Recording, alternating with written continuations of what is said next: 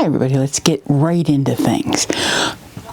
First of all, I am answering comments that were made on my last video, and I'm responding to Simply Just Krista. I was really intrigued by what she had to say, and I wanted to have them be, answered properly, so it took a while to get it done. So here we go. And she said, it's not meaningful change if the PM is getting fat as a hog off the backs of low-income persons. I would not support that anywhere in Canada. Why not talk about the PM's conflicts of interest in this regard as it affects disabled persons? And I answered that my goal for the Ontario government's push for private companies and nonprofits such as Tiny Town Association to build more tiny home developments is to find affordable, accessible housing for persons with disabilities, seniors, and other low-income individuals. I understand that Doug Ford pushed through Bill 5 to unleash Ontario's economy, and that the tiny home development fits with that really well. Less land needed for houses and more land is available then for a range of developments. The federal government pushed through a similar bill, C5, along with their housing proposal. I do not support any government having carte blanche for anything. That isn't what this is about. This is about being able to feel safe, to feel valued. This is about moving the discussion forward for the first time in decades. This is about self-respect and dignity and being seen. It isn't neat, nice, or easy, but it has my full support. And that part of it does. The ability to have more housing choices for people with disabilities and for seniors as well, and young people too who are just starting out and who 9 times out of 10 start out in lower paying jobs. So in 2005, the AODA came into being, right? And that was spearheaded by the government of Dalton McGuinty, who was a Liberal government at that time in Ontario. He was Premier of Ontario. They chose a 20-year timeline for the following reasons. Systemic change takes time. The AODA aimed to transform how public, private, and nonprofit sectors operate, from building design to digital access, employment practices to customer service. A phased approach allowed the sectors to adapt gradually. Multiple standards needed development. Accessibility standards had to be created for areas like transportation, information and communications, employment, and public spaces. Each required consultation, drafting, implementation, and enforcement. Then there was capacity building. Organizations needed time to train staff, retrofit infrastructure, update websites, and revise policies. The timeline, like that for 20 years, gave room for education and compliance. Political consensus, and this is the important one. The 2025 goal helped secure unanimous support in the legislature. It was seen as bold but achievable, balancing urgency with feasibility. Despite this, many advocates now say Ontario is far from meeting its goal. Enforcement has been weak, and systemic barriers persist. The Ontario Building Code is the deciding regulation for accessibility codes within all buildings, such as hospitals, schools, residential, long-term care facilities, all sorts of things like that. Right? Most people assume that the Ontario Building Code is upgraded on a regular basis so that as new things come along, we get better with accessibility, and that's not necessarily the case. In 2019, the Ford government brought about an act to try to address the accessible home crisis in Ontario. And since that time, there has been another one that was sort of brought very, very quickly through Parliament in this year in June, and it was called Building Faster and Smarter Act. this has caused some problems for the disabled community and for seniors as well. And here is an evaluation from the Accessibility Alliance of Ontario and a letter that they wrote to the members of Parliament. And I'd like to read them to you so that you can have an idea of what the issues that they see with it are. This was written on May the 29th of 2025, and this is basically a blog post. Okay? The Ford government's Bill 17, the Protect Ontario by Building Faster and Smarter Act, threatens to undermine the constitutional rights of Ontarians with disabilities, according to the Disability Coalition's letter to the Housing Minister, Rob Flack, which is set out below. The bill takes away from municipalities the power to bypass laws respecting the construction of buildings. Many people incorrectly think that our outdated and inadequate Ontario Building Code requires all new buildings in Ontario to be designed to be fully accessible to people with disabilities. But sadly, it falls short. Some municipalities have commendably tried to fill the gap by promoting higher accessibility requirements, said built environment expert and critic Thea Curdy. Ontario must not continue to leave seniors and people with disabilities out in the cold as they try to find places they can live. A jaw-dropping illustration of the problem is the Ontario government's new billion-dollar criminal courthouse in Toronto. A widely viewed AODA Alliance video revisits and reveals that it was built with a series of accessibility blunders.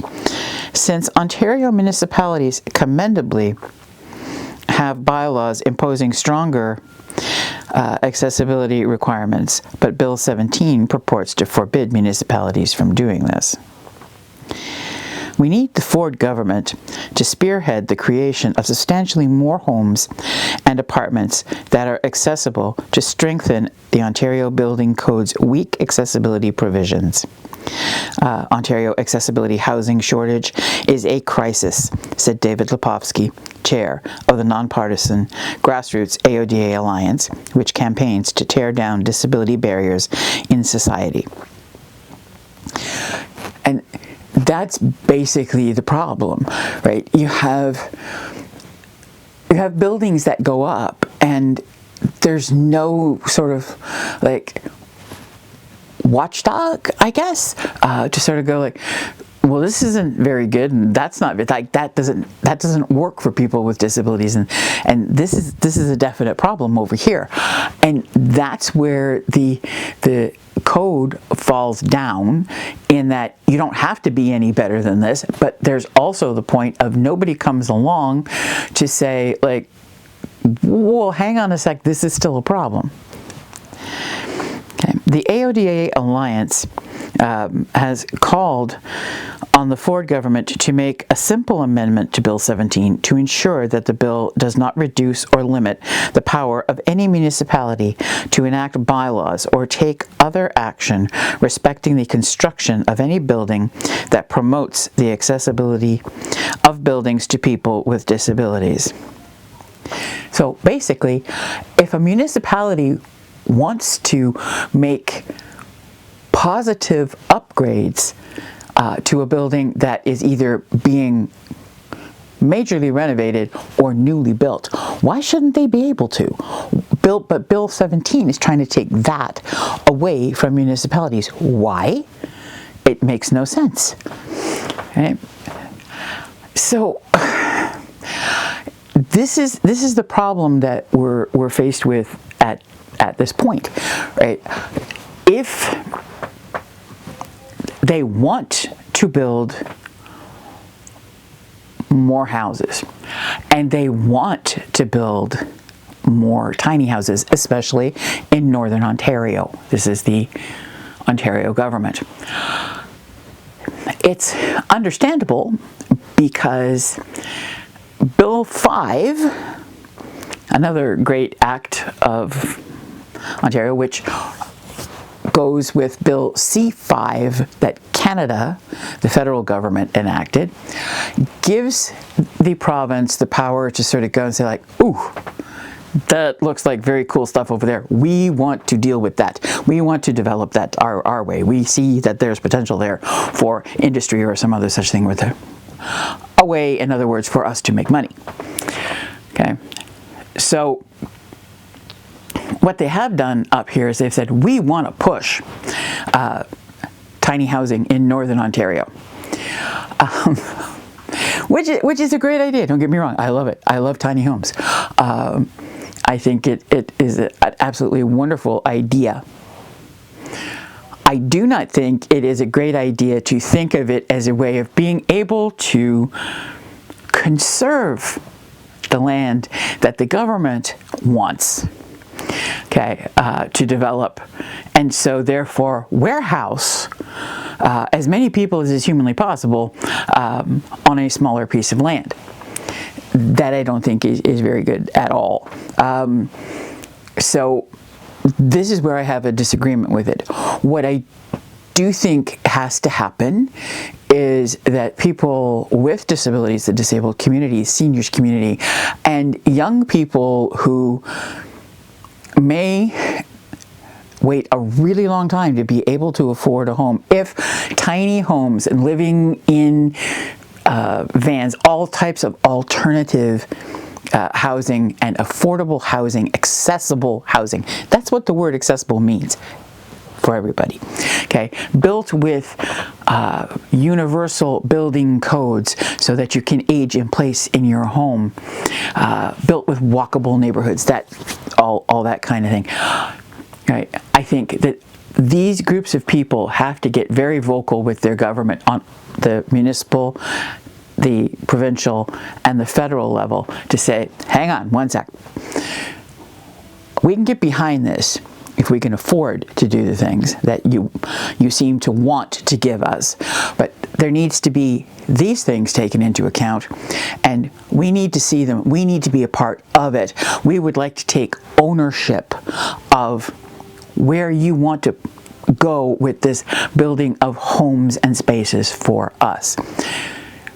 I don't think that we can afford to be polite and quiet about it. I believe that we're going to have to get a little bit loud, because it seems as if we're being told what we're going to get again, instead of having the government actually advocate for us, the government that said they wanted to have us barrier-free by 2025, and they're not going to achieve it. And that the one that was brought down, the act that was brought down in 2019, was given a 10-year mandate. And here we are in 2025, and they've already sort of gone, oh, well, yeah, that didn't work. And now, because we want the ring of fire, tiny homes sounds like a really good idea, but it's going to be our way, and we're going to take away all of the responsibilities that would normally fall on the municipalities, and we're just going to take them all away because they don't deserve to have them at this point in time, because we want it to be a certain way. So all of that taken into consideration, we have to get more vocal. We have to be more involved. Ontario is the one place that I can see it happening. It will happen all the way across Canada, and I don't think that anybody in any other province, in a disabled community, a seniors community, or the young people just starting out, can afford to take this and just sort of go like, oh, well, what can we do? No, you have to do something. You have to get vocal. You have to get involved. You have to advocate. Do I think that tiny homes are a good idea? I do. Do I think that they can help people with disabilities have an affordable, accessible place to live that is a good life, that allows them to be involved in their community? I do. I just think we have to work a little bit harder to make it happen the way we want it to happen.